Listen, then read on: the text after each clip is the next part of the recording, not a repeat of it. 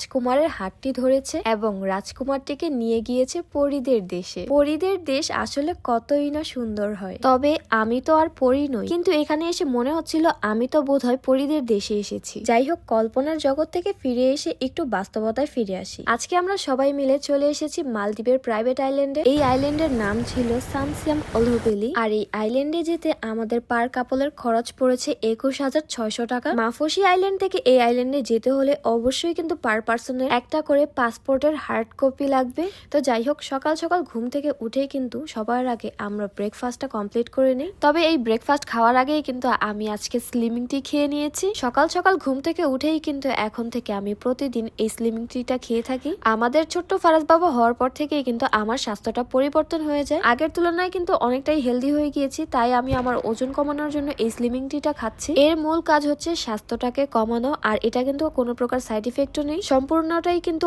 Organic একটা product. তো তোমরা যারা নিতে চাও তারা কিন্তু বিউটি বাই লিম এই পেজ থেকে নিতে পারো। এই পেজে কিন্তু অনেক অনেক রিভিউ আছে, তোমরা চাইলে জেনে শুনে তারপর নিতে পারো। যাই হোক, আজকে আমাদের ব্রেকফাস্টে ছিল পটেটো কেক এবং 2 পিস সসেজ, আর সেই সাথে একটা কাপ কেক।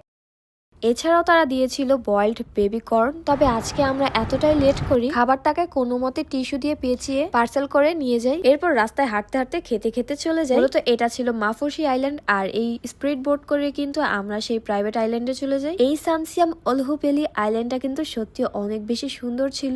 আমরা যেখানেই তাকাচ্ছিলাম সেখানেই মনে হচ্ছিল এক একটা এক এক ধরনের স্পট।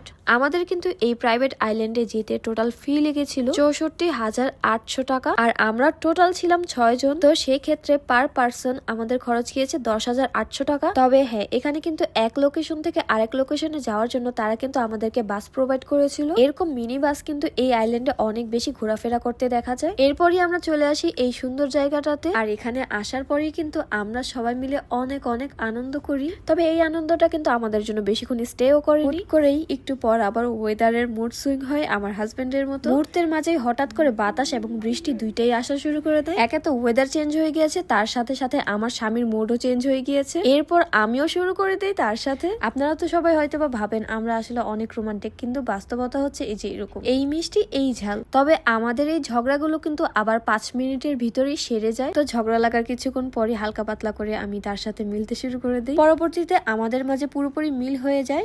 এরপর আমরা এক দৌড় মারি সমুদ্রে। আজ এ পর্যন্তই। সবাই ভালো থাকবেন, সুস্থ থাকবেন, আর আমাদের জন্য বেশি বেশি দোয়া করবেন। আল্লাহ হাফেজ।